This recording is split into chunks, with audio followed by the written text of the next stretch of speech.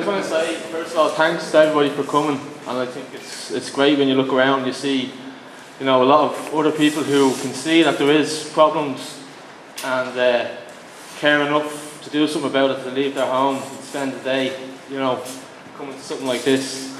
I am a member of a group called Tír na Saor, which is a web-based community that was set up about 4 or 5 months ago. And it focuses predominantly around what's called the freeman perspective, or freeman information. But there's a lot of members on the site, and everybody comes into the information through a different path.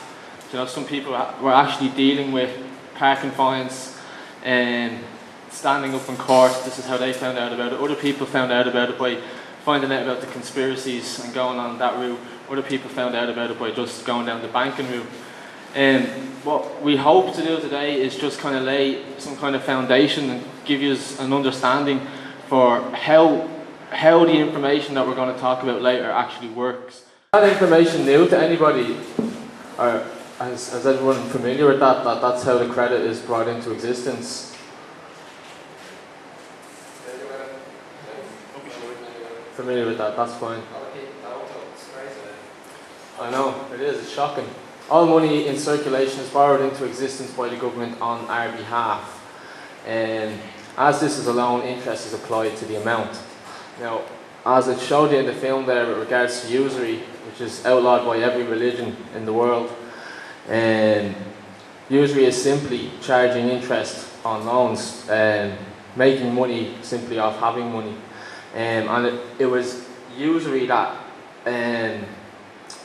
got Jesus so angry in the Bible when he was in the temple and with the money changers. That was actually usury that was involved there with those money changers. But it's from these loans that we get and the interest that's applied that we have a national debt that can never be paid. It's just impossible for it to be paid because the numbers don't add up.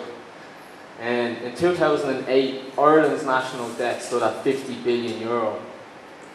Now, I'm sure everybody here has a nice house. Most people have cars, internet, CDs, everything you really want. You have all the luxuries you want.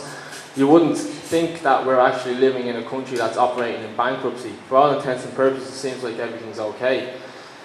But when a country is operating in bankruptcy, things operate very differently than how they appear. So these euro notes are not backed by anything gold or silver. And if you think of the sterling, UK sterling, that was once originally backed by silver. This is where you get the name sterling silver. So you could bring your £10 sterling to the Bank of England and exchange that for an equal value in silver. It's not that way anymore. And just actually understand with the euro, all it is actually just a copyright piece of paper. It actually does, it's worth nothing. A €2 coin, it costs more to make a €2 coin than it does a €50 note. And if that doesn't tell you something, it's a bit weird altogether. But as on the English note, it says that it's a promise to pay, and the euro note has nothing like that on it whatsoever. It's just a copyright piece of paper. Yeah, signatures are, as from the film there, signatures actually create the money. So an authorised signature actually denotes that there is value of something there, but it's all fiction anyway, so it doesn't exist. So that's how they get away with it, really, as Ron was saying there. So you just have to watch out. But take out a note and look at it. It doesn't even. It's just a copyright piece of paper. Yeah. They said also the governor of the ECB said when the euro was going to be released, it was actually going to be backed by 15% gold, which is a lie. If I wanted to go reclaim some gold for a euro, if I went to the bank in Brussels, I'd just be told to get away straight away. There is no such thing as that. So it's a lie. They've lied to us as well about the euro as well. So if the money that we're using isn't actually valuable or it isn't backed by anything, what actually gives that money the value? We give it the value by accepting it for our labour and accepting it and using it. Just simply by us using that, it becomes valuable. Other than that, it has nothing. And the thing is as well, because as Dan says, it's copyrighted piece of paper, somebody owns that. If you give a lend of something to somebody, you're still in debt to that person until they've got that returned to them. So the only way for everybody in this room to be out of debt is for all the money in the country to be returned to the central bank. As long as we're using this money, people are always going to be in debt. And You might be at a stage in your life when you're on top, but if you're on top, somebody else is on bottom. That's the way it has to be, you know. And this brings out a persona in people of dog eat dog, but it shouldn't be like dog eat dog, you know. So Ireland is operating in a state of bankruptcy, and in bankruptcy, the creditor seizes the assets of the debtor, and the debtor must perform the creditor's wishes until the debt has been satisfied to the creditor's liking. This is why they seize our land and resources, and this is why they repossess and foreclose on our homes.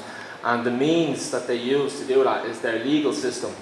The financial system and the legal system are going hand in hand to take away our rights and our possessions from us.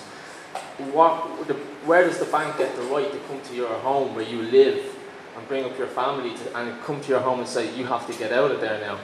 They claim the legal right to do that, but you have a lawful right to your property. So who are these creditors who are at the top of the pyramid? And this is just an example. This is real interesting. If you deposit $100 into a fractional reserve system, this is the rate of expansion that it can go through. It's just an exponential curve of debt.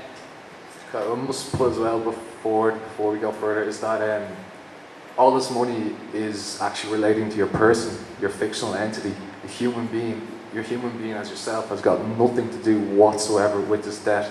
It's all to do with your fictional entity, which is your all capital letter name.